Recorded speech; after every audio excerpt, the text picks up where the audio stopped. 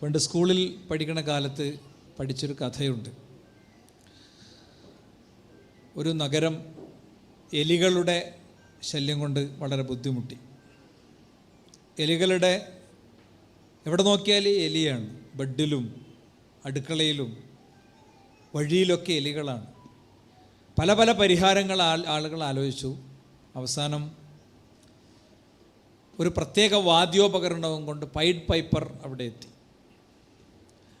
അയാൾ പറഞ്ഞു, എലികളെ മുഴുവൻ ഞാൻ നശിപ്പിച്ചു തരാം, പക്ഷെ എനിക്ക് ഇത്ര രൂപ തരണം. അവർ സമ്മതിച്ചു. അപ്പോൾ അദ്ദേഹം ഒരു പ്രത്യേക ഈണത്തിൽ ശബ്ദമുണ്ടാക്കി മുന്നോട്ട് പോയപ്പോൾ നഗരത്തിലെ മുഴുവൻ എലികളും അയാളുടെ പിന്നാലെ ഇങ്ങനെ വരാൻ തുടങ്ങി. അയാളങ്ങനെ നഗരവും നാടും ഒക്കെ കടന്ന് ഒരു മലയടിവാരത്തിലേക്കെത്തി. രണ്ട് മലകൾക്കിടയിലൂടെ അങ്ങനെ നടന്നുപോയി. എലികളെ ആ മലക്കുള്ളിൽ ലോക്ക് ചെയ്തു. തിരിച്ചു വന്നപ്പോൾ നാട്ടുകാരെല്ലാവരും അയാളെ പരിഹസിച്ച് ചിരിച്ചു. മണ്ടൻ, നിനക്ക് ഞങ്ങളൊന്നും തരില്ല എന്ന് പറഞ്ഞു. അപ്പോൾ അയാളുടെ വാദ്യോപകരണം വീണ്ടും എടുത്തു. എന്നിട്ട് വീണ്ടും എന്തൊക്കെയോ ചില പാട്ടുകൾ പാടി, ചില ശബ്ദങ്ങളുണ്ടാക്കി. അപ്പോൾ തൊട്ടിലുറങ്ങുന്ന കുഞ്ഞു തൊട്ട് കളിമുറ്റത്ത് കളിക്കുന്ന കുട്ടികൾ വരെ, ആ നഗരത്തിലെ കുട്ടികൾ മുഴുവൻ അയാളുടെ പിന്നാലെ പോയി. ആ കുട്ടികളെയും അയാൾ ആ മലയിടുക്കിൽ ലോക്ക് ചെയ്തു എന്നാണ് കഥ. പണ്ടെപ്പോഴോ കഥയിൽ വന്ന ഒരു പൈഡ് പൈപ്പറെ പോലെ നമ്മുടെയൊക്കെ ജീവിതത്തിൽ എന്നും പൈഡ് പൈപ്പർമാർ വന്നുകൊണ്ടേയിരിക്കുകയാണ്. നമ്മൾ ശരിക്ക് ഏറ്റവും ഉയരത്തിൽ ഉച്ചത്തിൽ കേൾക്കുന്ന ശബ്ദം നോട്ടിഫിക്കേഷൻ ട്യൂണുകളുടെ ശബ്ദമായി മാറുന്ന കാലത്താണ് യഥാർത്ഥത്തിൽ നമ്മൾ ജീവിക്കുന്നത്. അത്രയും മൈക്രോ ആയി നാം ഫോളോ ചെയ്യപ്പെടുന്നു. നിങ്ങൾ നിങ്ങളുടെ ഫ്രണ്ടിനോട് എന്തെങ്കിലും ഒരു കാര്യം എനിക്ക് വേണമെന്നോ വാങ്ങണമെന്നോ പറഞ്ഞ് നിങ്ങൾ ഫോൺ നോക്കുമ്പോൾ പിന്നെ കാണുന്നത് അതിൻ്റെ ആഡുകളാണ്. അത് വളരെ ക്ലോസ് വാച്ച് ചെയ്യുന്ന ആളുകൾക്ക് അങ്ങനത്തെ അനുഭവങ്ങൾ ഉണ്ടാകും. നമ്മളെ ഏറ്റവും മൈക്രോ ലെവലിൽ ഫോളോ ചെയ്യപ്പെടുന്ന സംവിധാനം യഥാർത്ഥത്തിലുണ്ട്. അതുകൊണ്ട് തന്നെ പൈഡ് പൈപ്പർ നമ്മളെ ബന്ധിക്കുകയും കൂടെ കൊണ്ടുപോവുകയും ചെയ്യുന്നൊരു കാലത്ത് നോട്ടിഫിക്കേഷൻ ട്യൂണുകളും മെസ്സേജുകളും സന്ദേശങ്ങളുമൊക്കെ നമ്മെ വഴിതെറ്റുന്നൊരു കാലത്ത് വളരെ ഗൗരവമുള്ള ചില ചോദ്യങ്ങളും ചില ചിന്തകളും ആവശ്യമുണ്ട്. ഇതൊക്കെ ഏത് കാലത്തും ഉള്ളതാണ്. നിങ്ങൾ നോക്കിയപ്പോൾ ഡീപോപ്പുലേഷൻ ക്യാമ്പയിൻ ലോകത്ത് നടന്നു. എന്താ ഡീപോപ്പുലേഷൻ ക്യാമ്പയിൻ? മനുഷ്യരുടെ എണ്ണം കൂടിയാൽ മനുഷ്യരുടെ വികാസവും വളർച്ചയും ഇല്ലാതെയാകും എന്ന വളരെ ഫേക്കായിട്ടുള്ളൊരു സ്യൂഡോ സയൻസ്, വളരെ അടിസ്ഥാനങ്ങളില്ലാത്ത ഒരു തത്വം ലോകം ക്യാമ്പയിൻ ചെയ്തു. ലോകത്ത് ആ ക്യാമ്പയിൻ കാലയളവിൽ മാത്രം 40 കോടി കുഞ്ഞുങ്ങൾ അതുകൊണ്ടില്ലാതെയായി. നാം 2, നമുക്ക് 2 എന്നാണ് ആദ്യം പറഞ്ഞു വെച്ചത്. അത് വിജയകരമാണെന്ന് കണ്ടപ്പോൾ നാം 1, നമുക്കൊന്ന് എന്നായി. അതും വിജയിക്കുന്നു എന്ന് കണ്ടപ്പോൾ നാം 1, നമുക്കെന്തിനാ പിന്നെ 1 എന്നായി. കുഞ്ഞുങ്ങളെണ്ണാണ് ഈ പറയണതൊക്കെ. അതും കഴിഞ്ഞപ്പോൾ നമുക്ക് സെക്സ് ചെയ്യാൻ നാം ഒന്നിക്കേണ്ടതുണ്ടോ എന്നായി. അതും കഴിഞ്ഞപ്പോൾ സെക്സ് ആണും പെണ്ണും തമ്മിൽ മാത്രം ആക്കണോ, ആണും പെണ്ണും ഒക്കെ ആയിക്കൂടെ എന്നായി. ഇതൊക്കെ ഓരോരുത്തരും ഓരോ ടാഗ് ലൈൻ ഇടുന്നു. ആ ടാഗ് ലൈനിൻ്റെ അടിമത്തത്തിലേക്ക് മനുഷ്യർ അങ്ങനെ വരുന്നു. എത്രയോ ആളുകൾ ഇത്തരം ക്യാമ്പയിനുകൾ കേട്ടാണ് കൂടുതൽ കുഞ്ഞുങ്ങൾ വേണ്ടാന്ന് തീരുമാനിച്ചത്. ഇന്ന് ലോകം അതിൻ്റെ ഏറ്റവും പെയിൻഫുള്ളായിട്ടുള്ള, ഏറ്റവും വേദനാജനകമായ അനുഭവങ്ങളിലൂടെ കടന്നു പോവുകയാണ്. ജപ്പാനിൽ ഹാവ് മോർ ബേബീസ് ക്യാമ്പയിനുകൾ നടക്കുകയാണ്. സൗജന്യ ഡേ കെയർ സംവിധാനങ്ങൾ കൊടുക്കുകയാണ്. അതുപോലെ തന്നെ മാതാപിതാക്കൾക്കുള്ള പ്രത്യേക അവധികൾ, കുട്ടികളുള്ള മാതാപിതാക്കൾക്കുള്ള പ്രത്യേക അവധികൾ വകവെച്ച് കൊടുക്കുകയാണ്. കുഞ്ഞ് ജനിച്ചാൽ പ്രത്യേക ക്യാഷ് ഇൻസെൻറ്റീവ്സ് കൊടുക്കുകയാണ്. അതുപോലെ തന്നെ ബേബി ബോണസ് പദ്ധതികൾ നടപ്പിലാക്കുകയാണ്. ഹംഗറിയിൽ 4 കുട്ടികളുള്ള അമ്മമാർക്ക് ഇൻകം ടാക്സ് ഫ്രീ ആക്കുകയാണ്. അങ്ങനെ മദർ ഹീറോയിൻ പോലെയുള്ള ഒരുപാട് ക്യാമ്പയിനുകൾ ഹോർഡിങ്സുകളിൽ ക്ഷേമ പദ്ധതികൾ പ്രഖ്യാപിക്കുകയാണ്. എന്താ കാര്യം? കുഞ്ഞുങ്ങളെ ജനിപ്പിക്കാൻ മാതാപിതാക്കൾ തയ്യാറാകണം എന്നുള്ളതാണ് വിഷയം.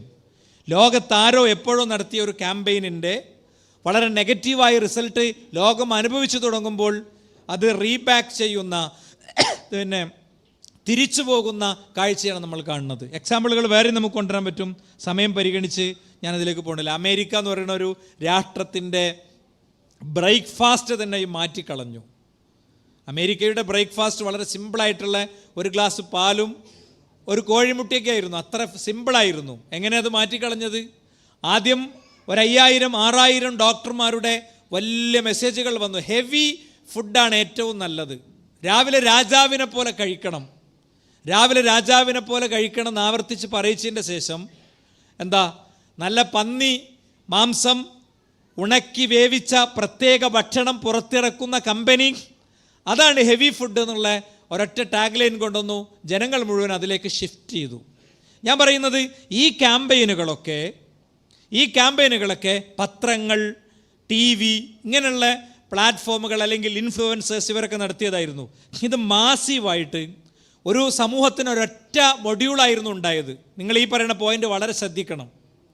എന്താ, ബീക്കൺ കഴിക്കുന്നൊരു സമൂഹത്തെ ഉണ്ടാക്കാൻ വേണ്ടിയിട്ട് അമേരിക്കയിൽ നടന്ന ക്യാമ്പയിൻ, ബ്രേക്ക്ഫാസ്റ്റ് ചേഞ്ചിങ് ക്യാമ്പയിൻ, അത് ജനറലി മൊത്തം ഒരു സമൂഹത്തിന്. എന്നാൽ ഇന്ന് നടക്കുന്ന ക്യാമ്പയിനുകളുടെ പ്രത്യേകത എന്താണ്? ഇന്ന് നടക്കുന്ന ക്യാമ്പയിനുകൾ ഓരോ വ്യക്തിക്കുമാണ്, ഓരോ ഇൻഡിവിജ്വലിനുമാണ്. എനിക്ക് വരുന്ന മെസ്സേജ് അല്ല നിങ്ങൾക്ക് വരുന്നത്. ഒരാളൊരിക്കൽ എനിക്കൊരു മെസ്സേജ് അയച്ചു. എന്താ, നിങ്ങളെ വീഡിയോ കാണുമ്പോഴൊക്കെ ഭയങ്കര മോശം പരസ്യങ്ങളാണ് വരുന്നത്, നിങ്ങൾ ചാനലൊന്ന് മോണിറ്റർ ചെയ്യുന്നത് ശരിയല്ല, നിങ്ങൾ ഒരുപാട് നല്ല കാര്യം പറഞ്ഞിട്ട് എന്താ കാര്യം, വളരെ വൾഗറായിട്ടുള്ള സാധനങ്ങളാണ് വരുന്നത്, അതുകൊണ്ട് നിങ്ങൾ ശ്രദ്ധിക്കണം, നിങ്ങൾ അള്ളാഹുവിനെ സൂക്ഷിക്കണം എന്നൊക്കെ പറഞ്ഞ് ഭയങ്കര നിർദ്ദേശം. അപ്പം ഞാൻ അദ്ദേഹത്തോട് പറഞ്ഞു, നിങ്ങൾ എന്തായാലും പറഞ്ഞാൽ നന്നായി, വളരെ സന്തോഷമുണ്ട്, ഇങ്ങനെ എന്തെല്ലാം പ്രശ്നങ്ങൾ കണ്ടാലും അതൊക്കെ ശ്രദ്ധയിൽപ്പെടുത്തണം എന്ന് പറഞ്ഞതിൻ്റെ ശേഷം ഞാൻ പറഞ്ഞു അദ്ദേഹത്തോട്, നിങ്ങളുടെ അമ്മാൻ്റെ ഫോണും നിങ്ങളുടെ വൈഫിൻ്റെ ഫോണും പിന്നെ വീട്ടിലെ വേറെ ആരെങ്കിലും ഫോൺ ഉണ്ടെങ്കിൽ അതും കൂടി നോക്കുക, അതിലും കൂടി എൻ്റെ വീഡിയോ തുറക്കുക, എന്നിട്ട് സെയിം വീഡിയോ കാണുന്നുണ്ടോ നോക്കുക, അതിന് നിങ്ങൾ ആൻസർ തരണമെന്ന് പറഞ്ഞു. ഇപ്പോൾ പറഞ്ഞു ഞാൻ നോക്കിയിട്ട് കാണുന്നില്ല എന്ന് പറഞ്ഞു. അതാണ് പ്രശ്നം. ഓരോരുത്തരും കാണുന്നതിനനുസരിച്ച് അവർക്ക് സജഷൻസ് അങ്ങനെ വരും. നിങ്ങൾ കണ്ടെടുത്ത് എന്തെങ്കിലും പ്രശ്നം ഉണ്ടാകും, അല്ലെങ്കിൽ നിങ്ങളെ ഫോൺ വേറെ ആരെങ്കിലും യൂസ് ചെയ്തിട്ടുണ്ടാകും. അപ്പോൾ അശ്ലീല വീഡിയോ കാണുന്നതിൻ്റെ 10 ദോഷങ്ങൾ എന്ന് പറഞ്ഞിട്ട് ഞാനൊരു ഖുത്ബ പറഞ്ഞിരുന്നു. ആ ഖുത്ബേൻ്റെ ലിങ്ക് കൂടി ഇട്ട് കൊടുത്തു മൂപ്പർക്ക്. അപ്പോൾ കുറച്ച് കഴിഞ്ഞപ്പോൾ മൂപ്പര് മെസ്സേജ് അയച്ചു. ഞാൻ ChatGPT ചോദിച്ചു, ശരിയാണ്. അപ്പോൾ നമ്മൾ ഏതെങ്കിലും ഒരു ലിങ്കിൽ പോയി ക്ലിക്ക് ചെയ്താൽ പിന്നെ അതിൻ്റെ സജഷൻസ് ഇഷ്ടം പോലെ വരിക നമുക്ക്. അപ്പം നമ്മൾ വിചാരിക്കും ലോകം മുഴുവൻ ഇങ്ങനെയാണ് പോണത്, ലോകം മുഴുവൻ ആകെ മൊത്തം ഭയങ്കര സംഭവമാണ് എന്ന് വിചാരിക്കും. സംഭവം എന്താ, തൊട്ടപ്പുറത്തിരിക്കുന്ന ആൾക്ക് ഇതൊന്നും ഉണ്ടാവില്ല. ഒരാളെ ചെവിയിൽ പാറ്റ കുടുങ്ങി അയാൾ ഭയങ്കര പ്രശ്നമായിരിക്കും, അടുത്തിരിക്കുന്ന ആളോ അയാൾ ഇരുന്ന് അങ്ങനെ ഉറങ്ങുന്നുണ്ടാവും. മനസ്സിലായില്ലേ? അപ്പം സോഷ്യൽ മീഡിയക്കുള്ള ഈ ഒരു ട്രാപ്പിനെ മനസ്സിലാക്കാതെ കാര്യങ്ങളായിട്ട് പോകുമ്പോൾ വലിയ പ്രശ്നങ്ങളുണ്ടാകും. നമ്മളെ കുട്ടികൾ ഒരു കാര്യത്തിൽ പോയി തൊട്ടാൽ പിന്നെ അവൻ അതിൻ്റെ സജഷൻസാണ് മൊത്തം വരുന്നത്. നമ്മൾക്കാർക്കും പിന്നെ അതിൻ്റെ സജഷൻസാണ് ആ അൽഗോരിതം അങ്ങനെ ഡെവലപ്പ് ചെയ്യാണ്. നമ്മുടെ ഉച്ഛ്വാസം മുതൽ നമ്മുടെ ഹൃദയമിടിപ്പടക്കം എല്ലാം എടുത്തിട്ട് നമ്മൾ എങ്ങനത്തെ ഒരു വ്യക്തിയാണ് എന്നുള്ളതിന് കൃത്യമായ രൂപമുണ്ട്. ഇന്നിപ്പോൾ ഞങ്ങൾ പോരുമ്പോൾ നമ്മളെ സുഹൃത്ത് പറഞ്ഞു, റോസ്റ്റ് മീ എന്ന് ChatGPT ചോദിച്ചാൽ മതി, നമ്മളെ നന്നായിട്ട് റോസ്റ്റ് ചെയ്ത് തരും. നമ്മൾ ഇത്രയും കാലം അതിനോട് സഹവർത്തിച്ച, അതിനോട് ഇൻട്രാക്ട് ചെയ്തതിൻ്റെ ബേസിസിൽ നിങ്ങൾ എങ്ങനത്തെ ഒരാളാണെന്ന് കറക്റ്റ് പറഞ്ഞിരുന്നു. അപ്പോൾ ഞാൻ പറഞ്ഞു, ഞാൻ മിക്കവാറും നല്ല പൊളിക്കലാണ്, ഇല്ലാത്ത ആയത്തൊക്കെ ഉണ്ടാക്കി തരും, ഇല്ല അപ്പോൾ നല്ല പൊളിക്കും, അപ്പോൾ എന്നെ മിക്കവാറും കൈകാര്യം ചെയ്യുന്ന രീതി ഉണ്ടാകും എന്ന് ഞങ്ങൾ പോന്നപ്പോൾ പറയണ്ടായി. അപ്പോൾ നമ്മുടെ ഓരോ ശ്വാസത്തെയും ചലനത്തെയും ചിന്തയെയും ലൊക്കേഷനുകളെയും നമ്മളെ ലൊക്കേഷനൊക്കെ ഓണാക്കിയിട്ട് കൊടുക്കുകയാണ്. എല്ലാ ലൊക്കേഷനൊന്നും നമ്മൾ എവിടെ പോയത്, എന്താ വന്നത്, പിന്നെ ആരോഗ്യ സംരക്ഷണത്തിന് വേണ്ടി എല്ലാ ആപ്പും എടുക്കും. നമ്മളെ ഹൃദയമിടിപ്പ് മുഴുവൻ എടുത്തിട്ട് ഇവിടുത്തെ മെഡിക്കൽ ബിസിനസ്സിൽ ഏതൊക്കെ മരുന്ന് ലോകത്ത് ആർക്കൊക്കെ എങ്ങനെയൊക്കെ ഉണ്ടാക്കി കൊടുക്കണം എന്നുള്ളത് കൃത്യമായി പഠിക്കാനുള്ള എല്ലാ ഡാറ്റയും കംപ്ലീറ്റ് ഡാഷ്ബോർഡ് എടുത്തതിൻ്റെ ശേഷമാണ് നമ്മുടെ സജഷൻസൊക്കെ വരുന്നത്. അതുകൊണ്ട് തന്നെ അൽഗോരിതങ്ങളാണ് കംപ്ലീറ്റ് നിയന്ത്രിക്കുന്നത് നമ്മൾ എങ്ങനെ ചിന്തിക്കണം, എങ്ങനെ പോകണമെന്നത്. അതുകൊണ്ട് വലിയ ചിന്താ വ്യതിയാനങ്ങൾക്ക് സാധ്യതയുണ്ട്. അതിലൊന്നാമത്തത് വിശ്വാസങ്ങളും നിലപാടുകളൊക്കെ ആകെ അട്ടിമറിയും. എന്താ കാര്യം, നമ്മൾ പലപ്പോഴും ഒരുപാട് സ്റ്റോറി, സ്റ്റാറ്റസ്, അതുപോലെ തന്നെ നമ്മൾ ടൈം ലൈനുകൾ, റീൽസുകൾ, ഷോർട്സ്, ലൈവ് ചാനലുകൾ, ഗ്രൂപ്പുകൾ, article, comments, replace and ads and sponsor ads തുടങ്ങി വലിയൊരു ലോകമുണ്ട്. ഇതിലൂടെയൊക്കെ ഡാറ്റ വന്നുകൊണ്ടിരിക്കുകയാണ്, ഒഴുകിക്കൊണ്ടിരിക്കുകയാണ്. നമ്മൾ നെറ്റൊക്കെ പോയാൽ കാണാം പിന്നെ ഒരു താറാവിൻ്റെ കുട്ടി. നെറ്റ് പോയാൽ ഫോണൊന്നും പോകരുത്, നമ്മളവിടെ പരമാവധി പിടിച്ചു നിർത്തുകയാണ്. Something you getting free, you are A product. നിനക്ക് വല്ലതും ഫ്രീ ആയിട്ട് കിട്ടുന്നുണ്ടെങ്കിൽ നീ ഒരു പ്രൊഡക്റ്റാണ്.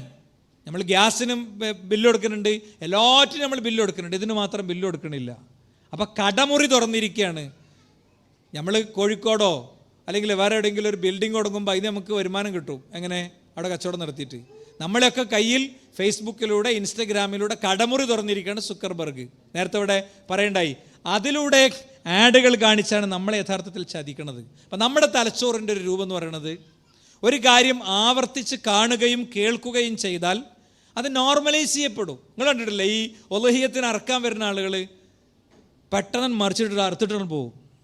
അതവരുടെ കയ്യിൻ്റെ പ്രാക്ടീസ് മാത്രമൊന്നുമല്ല, ഭയങ്കര സിമ്പിളായിട്ടൊരു അറുത്തിടും. നമ്മൾ കൈയൊക്കെ മടക്കി വെച്ച് കത്തിയൊക്കെ എടുത്ത് അപ്പോൾ തന്നെ ഓരോ എവിടെയെന്ന് പറയൽ തുടങ്ങിയിട്ടുണ്ടാവും. അത് ഒരു സാധനം തുടർച്ചയായി കണ്ടുകൊണ്ടേ ഇരിക്കുമ്പോൾ അങ്ങനെ ഒരു പ്രശ്നത്തിനുണ്ട് അല്ലേ. ഒരു സാധനം ഇപ്പോൾ ലുലു മോൾ എന്ന് ഞാൻ പറഞ്ഞു കഴിഞ്ഞാൽ നിങ്ങൾ ആ ഫോണ്ട് കണ്ടിട്ടുണ്ടാവും അല്ലേ. ലുലു മോൾ എന്നുള്ള ഫോണ്ട് കണ്ട ആളുകളൊന്ന് കൈന്തിക്കും. കാണും. എന്താ നിങ്ങളിരുന്നിട്ട് ലുലു മോൾ പഠിച്ചതാ? തുടർച്ചയായി പലപ്പോഴും പലയിടത്തും കണ്ടതുകൊണ്ട് അത് തലച്ചോറ് സ്റ്റോർ ചെയ്തു. ഫേസ്ബുക്ക് എന്നത് കറക്റ്റാ ഫോണ്ട് നിങ്ങൾ കാണുള്ളൂ. ഫേസ്ബുക്ക് നിങ്ങൾ കറക്റ്റാ ഫോണ്ട് നിങ്ങൾ കാണുള്ളൂ, വേറൊന്നും കാണൂല അല്ലേ, വേറൊന്നും കാണൂല. എന്നാലോ നിങ്ങൾക്ക് അത്ര തന്നെ ചില സ്പോർട്സ് കാറുകളുടെ പേരൊക്കെ ഞാൻ പറയാണ്, അല്ലെങ്കിൽ സ്പോർട്സ് ബൈക്കുകളുടെ പേര് ഞാൻ പറയാണ്. ഇവിടെ ഇരിക്കുന്ന നിശ്ചിത ശതമാനം ആളുകൾക്ക് അത് കിട്ടുകയല്ല. എന്താ കാര്യം?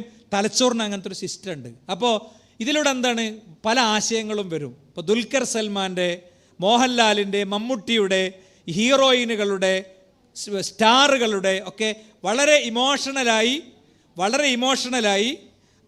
ഷൂട്ട് ചെയ്യപ്പെടുന്ന, ഹൈ ക്വാളിറ്റിയുള്ള, ഹൈ പിക്സൽ കപ്പാസിറ്റിയുള്ള ക്യാമറയിൽ ഷൂട്ട് ചെയ്യപ്പെടുന്ന ഒരു സീൻ, വളരെ ശക്തമായ BGMകൾ കൊടുത്ത് പിന്നെ ഒരുപാട് തവണ കട്ട് പറഞ്ഞ് ഷൂട്ട് ചെയ്യപ്പെടുന്ന ഒരു സീനിൽ അയാളിങ്ങനെ പറയാണ്, ജീവിതം ഒന്നേ ഉള്ളൂ, ഒറ്റൊന്ന് മാത്രം, അത് നീ ഉപയോഗിക്കണം, മറക്കരുത്.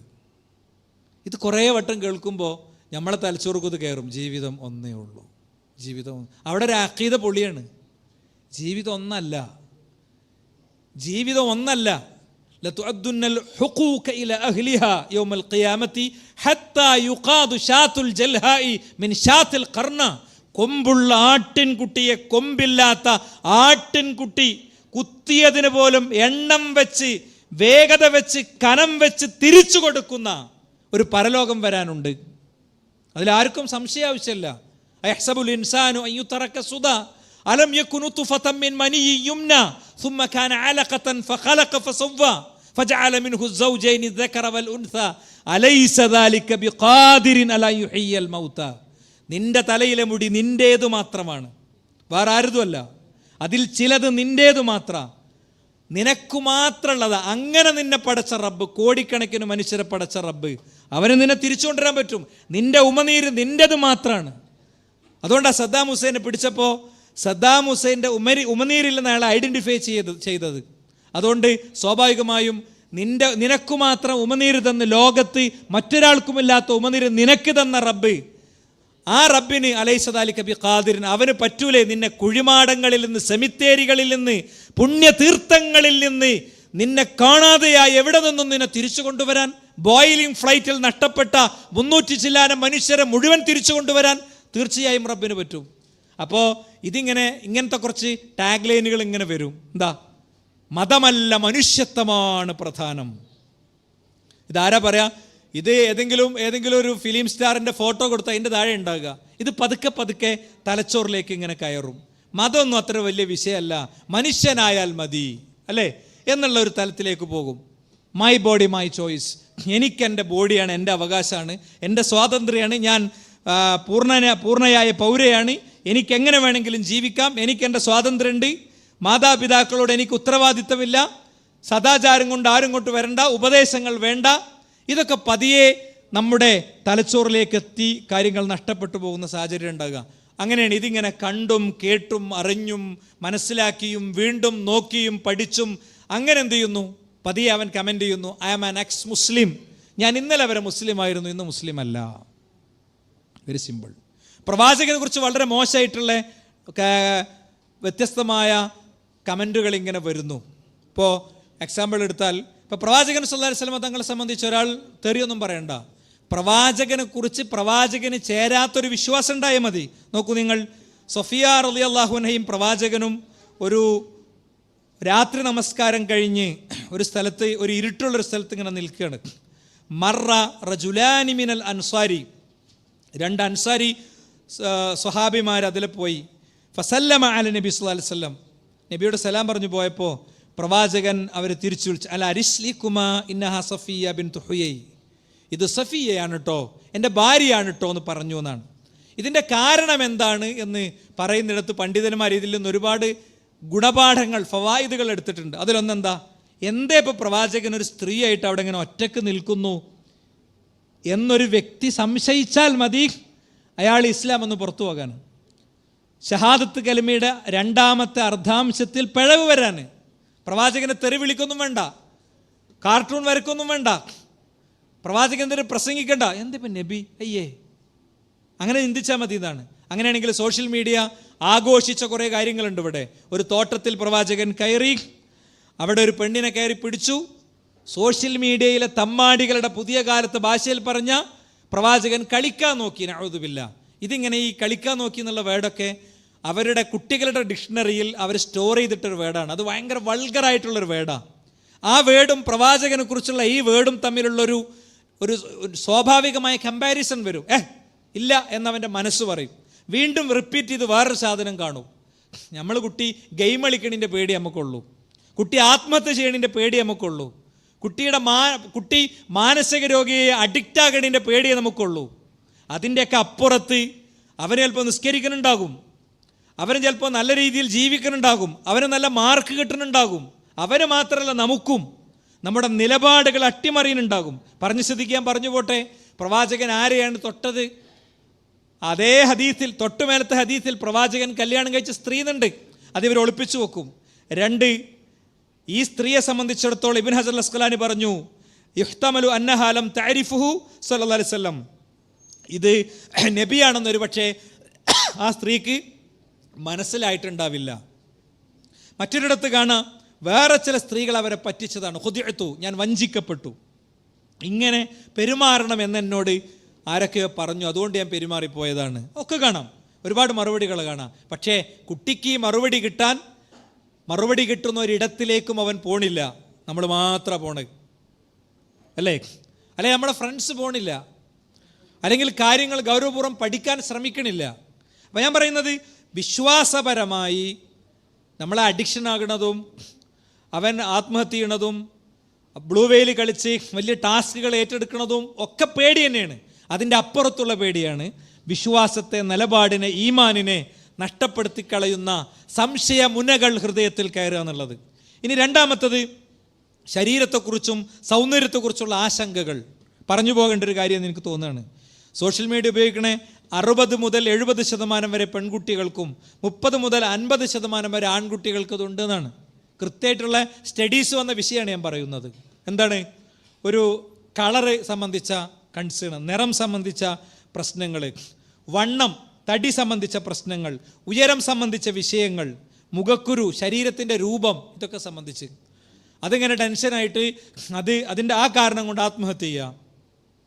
അതല്ലെങ്കിൽ അതിൻ്റെ പേരിൽ ഇൻഫീരിയോറിറ്റി വന്നിട്ട് ഒരു ഫോട്ടോ പോലും എടുക്കാൻ പറ്റൂല. അവനെപ്പോഴും ഫോട്ടോകളിൽ നിന്ന് ഒളിച്ചോടുക. അപ്പോൾ ഫോട്ടോ ഭയങ്കര എടുക്കണം എന്നല്ല ഞാൻ പറയണത്, അല്ലേ? അല്ലെങ്കിൽ അതിനു വേണ്ടി വലിയ പൈസ ചിലവാക്കുക, മുഖം വെളുപ്പിച്ചുകൊണ്ടിരിക്കുക, ഒരു ചുണ്ട് ചുമപ്പിക്കാതെ പുറത്തിറങ്ങാൻ കഴിയാത്ത അവസ്ഥയിലേക്ക് എത്തുക. മാനസിക രോഗം എന്ന് പറയണത് വസ്ത്രം കഴിച്ചിട്ടിട്ട് ആകെ സീനാക്കണിന് മാത്രമേ നമ്മൾ മാനസിക രോഗം എന്ന് പറയുള്ളൂ. എന്നാൽ ഇന്ന് സൗന്ദര്യവുമായി ബന്ധപ്പെട്ട ഇത്തരം ഇഷ്യൂസ് വളരെ വ്യാപകമാണ്. നമ്മുടെ കുട്ടികളെ വളരെ കൃത്യമായി ഇത് ബാധിക്കുന്ന സാഹചര്യങ്ങളുണ്ടാകും. അതേപോലെ തന്നെ ആത്മഹത്യാ പ്രവണത വലിയ തോതിൽ വലിയ കണക്കുകൾ പുറത്തു വരികയാണ്. LKG-കാരൻ ആത്മഹത്യ ചെയ്യാണ്. LKG-കാരൻ ആത്മഹത്യ ചെയ്ത വാർത്ത വന്ന നാടാണ് നമ്മളെ നാട്. ആരും എപ്പോഴും എങ്ങനെയാവാന്നുള്ള അവസ്ഥയാണ് അല്ലേ?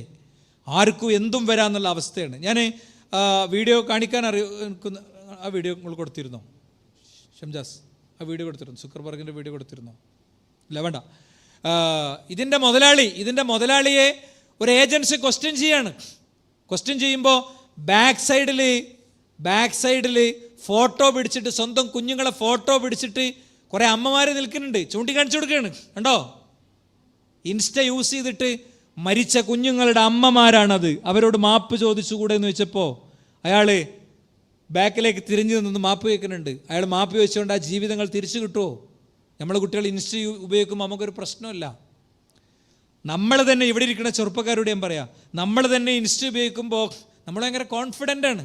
എനിക്കൊന്നും പറ്റൂല അല്ലേ? എനിക്കൊന്നും പറ്റൂല എന്നുള്ള കോൺഫിഡൻ്റാണ്. നമ്മൾ ഭയങ്കര ആത്മവിശ്വാസത്തിലാണ്. വളരെ ഗൗരവപൂർവ്വം നമ്മൾ ഇത്തരം കാര്യങ്ങൾ ആലോചിക്കണം. മാത്രമല്ല, മറ്റൊരു വിഷയം എന്താണെന്നറിയോ? മറ്റൊരു വിഷയം, നമ്മുടെ കുട്ടികളുടെ സ്കില്ലുകളൊക്കെ പോവുക. ഒരു കാക്ക അതിനൊരു പരുന്തിന് ഫ്രണ്ടായിട്ട് കിട്ടി. അപ്പോൾ കാക്ക ചോദിച്ചു, ഇങ്ങനെ പാറി പറന്ന് നടന്ന് ഇത്ര റിസ്ക് എടുക്കണോ? ഇവിടെ ജസ്റ്റ് ഇങ്ങനെ കൊത്തി മാന്തിയാൽ തന്നെ എന്ത് ചെയ്യും, ഇഷ്ടം പോലെ പ്രാണികളൊക്കെ കിട്ടും. അപ്പോൾ പരുന്ത് ഇങ്ങനെ പിന്നീട് കുറച്ച് ദിവസം ഇതാക്കാൻ തുടങ്ങി. പിന്നെ പരുന്തിന് ചിറക് പൊക്കി പറക്കാൻ കഴിഞ്ഞില്ല എന്നാണ് കഥ. ഓരോരുത്തരുടെയും സ്കില്ലുകൾ ഒരു സ്ഥലത്ത് തളച്ചിട്ടാൽ അത് സ്വാഭാവികമായിട്ടും നശിക്കും.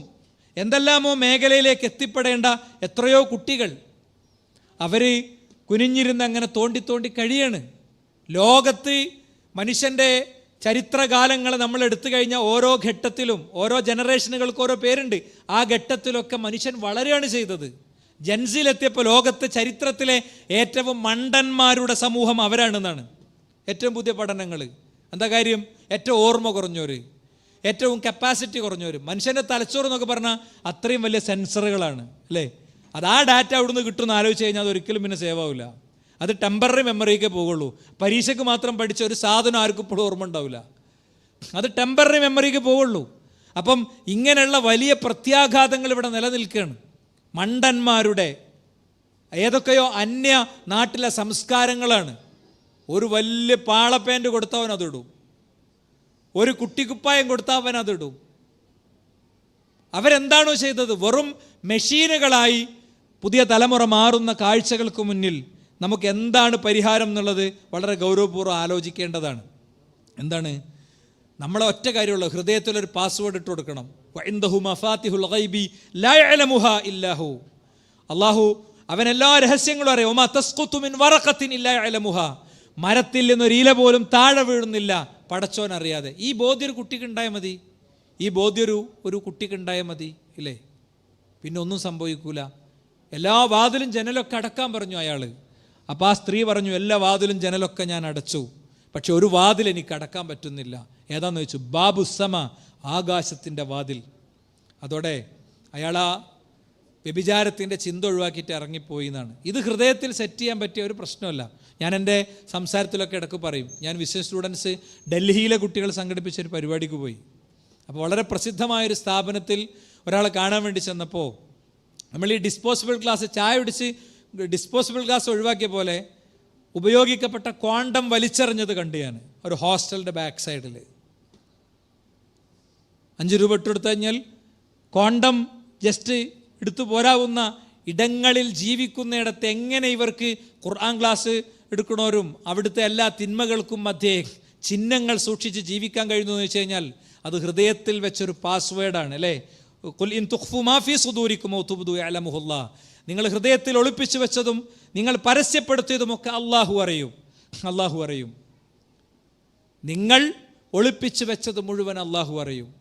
മാത്രമല്ല, ഓരോന്നും നിങ്ങളുടെ ഓരോ സംഭാഷണങ്ങളും സംസാരങ്ങളും ഒക്കെ നിങ്ങളെത്ര പാസ്വേഡ് ഇട്ടാലും, നിങ്ങളെത്ര ഹിസ്റ്ററികൾ ഡിലീറ്റ് ചെയ്താലും, നിങ്ങളെത്ര ഹൈഡ് ചെയ്താലും ഒക്കെ അള്ളാഹുവിനെ സംബന്ധിച്ചിടത്തോളം അയൽഫിദു മിൻ ഖൗലിൻ ഇല്ലാ ലദൈഹി റഖീബുൻ അതീദ്, അത് റബ്ബ് അത് കൃത്യമായി സൂക്ഷിക്കുന്നുണ്ട്. നിങ്ങളെല്ലാ ഡാറ്റയും ഡിലീറ്റ് ചെയ്താലും യൗമ തുബല സറായിർ, എല്ലാ രഹസ്യങ്ങളും വലിച്ചു പൊളിക്കുന്നൊരു ദിവസം വരാനുണ്ട്. അന്ന് ഫമൻ യഅമൽ മിസ്ഖാല ദറത്തിൻ ഖൈറൻ യറ, അണുമണി തൂക്ക നന്മ ചെയ്തവർക്കതും തിന്മ ചെയ്തവർക്ക് അതും ഉണ്ടാകും. വവദിഅൽ കിതാബ് ഫതറൽ മുജ്രിമീന മുശ്ഫിഖീന മിമ്മാ ഫീ വയഖൂലൂന യാ വൈലതന മാലി ഹാദൽ കിതാബ് ലാ യുഗാദിറു സഗീറതൻ വലാ കബീറതൻ ഇല്ലാ അഹ്സാഹ. എല്ലാം രേഖപ്പെട്ട് കിടക്കുന്നുണ്ട്. മനുഷ്യൻ്റെ നിശ്വാസങ്ങൾ പോലും ആ രേഖയിൽ ഉണ്ടാകുന്നതാണ്. നമ്മൾ ഇങ്ങനെ വേദന പ്രകടിപ്പിക്കൂലേ, അതുപോലും ആ രേഖയിൽ ഉണ്ടാകുന്നതാണ്. അത്ര സമഗ്രമായി അത് ഡോക്യുമെൻ്റ് ചെയ്യപ്പെടുന്നുള്ളിൽ നമുക്കാർക്കൊരു സംശയമല്ല. എന്താ കാര്യം? ലോകത്തെ ഡോക്യുമെൻറ്റേഷൻ്റെ സിസ്റ്റം മനുഷ്യനുണ്ടാക്കിയ സിസ്റ്റത്തിൻ്റെ മുന്നിൽ നമ്മൾ അത്ഭുതപ്പെടുന്നുണ്ടെങ്കിൽ, അല്ലേ, അത്ഭുതപ്പെടുന്നുണ്ടെങ്കിൽ ഒരു സംശയമല്ല, പടച്ച റബ്ബ്, ഈ മനുഷ്യനെ പടച്ച റബ്ബിന് അത് സാധിക്കുന്നുള്ളതുകൊണ്ടാണ്. അതുകൊണ്ട് നമ്മുടെ ടൈം ഭയങ്കര വാല്യബിൾ ആയിട്ടുള്ളൊരു സാധനമാണ്. യബ്ന ആദം ഇന്നമ അൻത അയ്യാം, മനുഷ്യ നീ കുറച്ച് ദിവസങ്ങളാണ്, തിങ്കളും ചൊവ്വയും ബുധനൊക്കെയാണ്. കുല്ലമാ ദഹബ യൗമുൻ ദഹബ ബഅദുക്, ഓരോ ദിവസവും കഴിയുമ്പോൾ നീയാണ് പോയിക്കൊണ്ടിരിക്കുന്നത്. മാ നദിംതു അലാ ശൈഇൻ നദമി അലാ യൗമിൻ ഗറബത് ശംസുഹു, സൂര്യൻ അസ്തമിച്ചൊരു ദിവസത്തിലും ഞാൻ പിന്നെ സങ്കടപ്പെട്ടിട്ടില്ല. നഖസ ഫീഹി അജലി വലം യസ്ദ് ഫീഹി അമലി, എൻ്റെ ആയുസ് കഴിഞ്ഞു പോയി, അമലൊന്നും പുതിയത് ചെയ്യാൻ പറ്റിയിട്ടില്ല. അങ്ങനത്തെ ദിവസമാണ് എനിക്ക് ഏറ്റവും വിഷമമുള്ള ദിവസം. മാത്രമല്ല വീണ്ടും പറയാണ്, അദ്റക്തു അഖ്വാമൻ കാനു അലാ ഔഖാതിഹിം ഹശദ്ദ ഹിർസം മിൻകും അലാ ദറാഹിമിക്കും വദനാനീരിക്കും. ഞാനൊരു ജനതയെ കണ്ടിട്ടുണ്ട്, നിങ്ങൾ പണത്തോട് കാണിക്കുന്ന ആർത്തിയേക്കാളും സമയത്തോട് അവർ ആർത്തി കാണിച്ചിരുന്നു. 500 രൂപ പോയാൽ നമ്മൾ തപ്പും, 10 രൂപ കാണാൻ അല്ലെങ്കിൽ നമ്മൾ തിരയും, അല്ലേ? എന്നാലോ കൊഴിഞ്ഞു പോയ സമയം 86,400 സെക്കൻഡ് ഒരു വ്യക്തിക്ക് ഒരു ദിവസം കിട്ടുന്നുണ്ട്.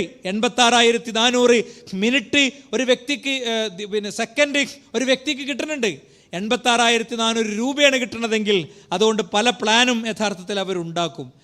അതുകൊണ്ട് തന്നെ സുഹൃത്തുക്കളെ, ഞാൻ ഈ സംസാരം അവസാനിപ്പിക്കുമ്പോൾ ഇബ്നുൽ ജൗസിയെ വീണ്ടും വായിക്കാണ്. ഇദാ അലിമൽ ഇൻസാനു, മനുഷ്യൻ മനസ്സിലാക്കുകയാണെങ്കിൽ ബി അന്നൽ മൗത യഖ്തഉഹു അനിൽ അമൽ, മരണം അവൻ്റെ കർമ്മങ്ങളെ മുറിച്ചു കളയും.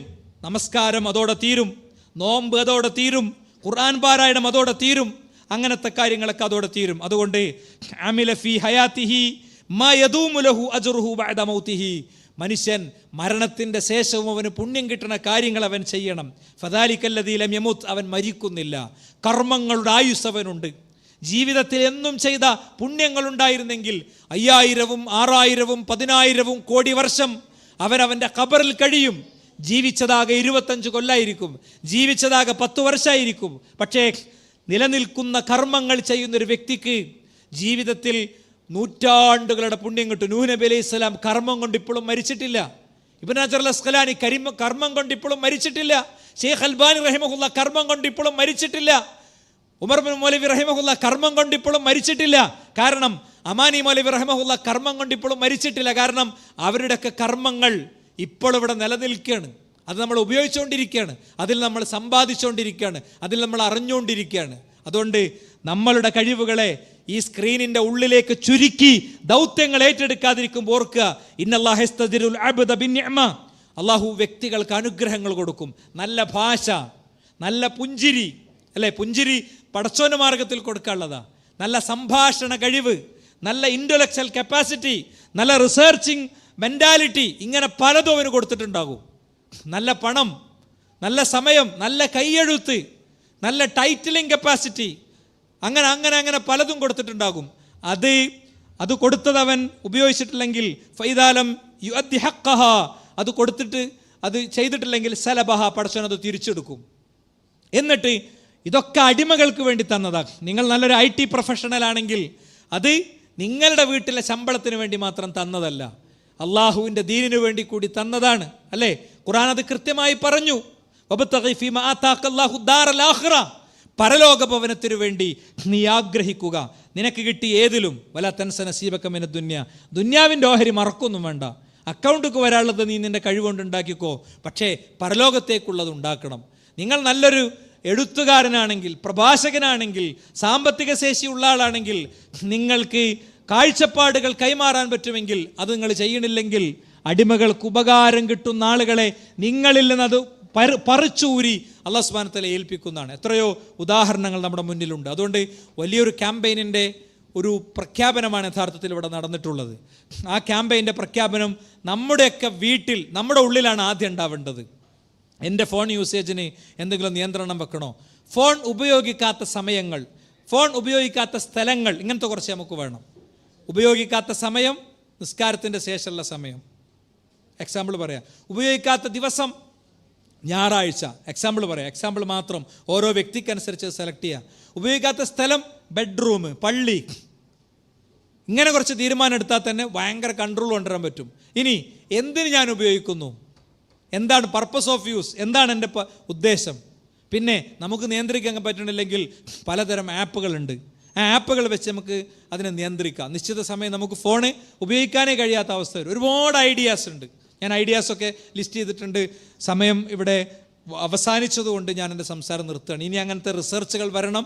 ഓരോരുത്തരും ഈ ക്യാമ്പയിൻ്റെ ഭാഗമായി അങ്ങനത്തെ സജഷൻസ് ലോകത്തോട് പറയണം. ഈ ക്യാമ്പയിനിനെ ഇഷ്ടപ്പെടുന്ന ആളുകളൊക്കെ ഈ കാര്യം തുറന്നു പറയുകയും ഇതിൻ്റെ അടിയിൽ ടൈറ്റിലോ ഈ സംഘടനാ ലേബലോ ഒന്നും നിങ്ങൾ യൂസ് ചെയ്യണ്ട. നമുക്കിത് സമൂഹത്തിലേക്ക് എത്തിയാൽ മതി. ഞാൻ ഈ കൂട്ടായ്മയുടെ പുറത്തുള്ള ആളുകളോട് പറയാണ്, അതൊന്നും വിഷയമല്ല. ഇതിൽ എവിടെയും എങ്ങനെയും ഏതും വിഷയങ്ങൾ അവതരിപ്പിക്കാനോ കാര്യങ്ങൾ സംസാരിക്കാനോ ഒക്കെയുള്ള ഫാക്കൽറ്റികൾ, വളരെ സമ്പന്നമായ ഫാക്കൽറ്റി സംവിധാനം ഈ കൂട്ടായ്മയുടെ കയ്യിലുണ്ട്. അതുകൊണ്ട് ഞാൻ പ്രത്യേകം പറയുന്നു, ഇത് തത്വങ്ങൾ പറഞ്ഞു പോകല്ല, ഗവൺമെൻറ് നിരോധിക്കണമെന്ന വാചകം പറഞ്ഞ് അവസാനിക്കല്ല, മറിച്ച് കുട്ടിയുടെ കയ്യിലെ ഫോൺ ഉപയോഗത്തെ സിസ്റ്റമാറ്റിക്കലാക്കാനുള്ള സംവിധാനം കൂടി പ്രഖ്യാപിച്ചിരിക്കുകയാണ്. സമ്മർ കസ്റ്റ് പ്രഖ്യാപിച്ചുകൊണ്ടാണ് ക്യാമ്പയിന് ആരംഭം കുറിക്കുന്നത്. പീസ് റേഡിയോ, ജമീൽ എന്ന 2 സംവിധാനങ്ങളോട് ചേർന്ന് നിന്നുകൊണ്ട് നമ്മളെ കുട്ടികൾക്ക് പറഞ്ഞു കൊടുക്കുകയാണ് എങ്ങനെയൊക്കെയാണ് മക്കളെ ആവേണ്ടത്, ഏത് വഴിയിലാണ് പോകേണ്ടത്, എങ്ങനെ പ്രൊഡക്റ്റീവായി ഉപയോഗിക്കാം, എങ്ങനെ പോയാലാണ് അപകടത്തിൽപ്പെടുക എന്നത് വളരെ ചെറിയ പ്രായത്തിലുള്ള കുട്ടികൾ മുതൽ ഡിഗ്രി പ്രായത്തിലുള്ളവരെ വരെ 4-5 കാറ്റഗറികളാക്കി തിരിച്ച് അവർക്ക് പറ്റിയ ഭാഷയിൽ അവരുടെ നിലവാരത്തിലേക്ക് ഇറങ്ങിക്കൊണ്ടുള്ള വലിയ മൂവ്മെൻറ്റുകൾക്കാണ് തുടക്കം കുറിക്കുന്നത്. നമ്മുടെ എല്ലാവരുടെയും സഹകരണം ഈ വിഷയങ്ങളിലൊക്കെ ഉണ്ടാകണം എന്നീ ഘട്ടത്തിൽ പ്രാർത്ഥിക്കുന്നു. അല്ലാഹു സുബ്ഹാനഹു വ തആല നമ്മിൽ നിന്ന് സ്വീകരിക്കുമാറാകട്ടെ. ഇതിൻ്റെ ഉപകാരങ്ങളെ സമൂഹത്തിനെത്തിക്കാനും സ്വയം ഉപയോഗിക്കാനുമുള്ള തൗഫീഖ് നൽകുമാറാകട്ടെ. ഇതിൻ്റെ ഉപദ്രവങ്ങളിൽ നിന്ന് അല്ലാഹു സുബ്ഹാനഹു വ തആല നമ്മളെ കാത്തുരക്ഷിക്കുമാറാകട്ടെ. ആമീൻ ആമീൻ ബിറഹ്മതിക യാ അർഹമർ റഹീമീൻ. വൽഹംദുലില്ലാഹി റബ്ബിൽ ആലമീൻ. വസ്സലാമു അലാ മുഹമ്മദ്.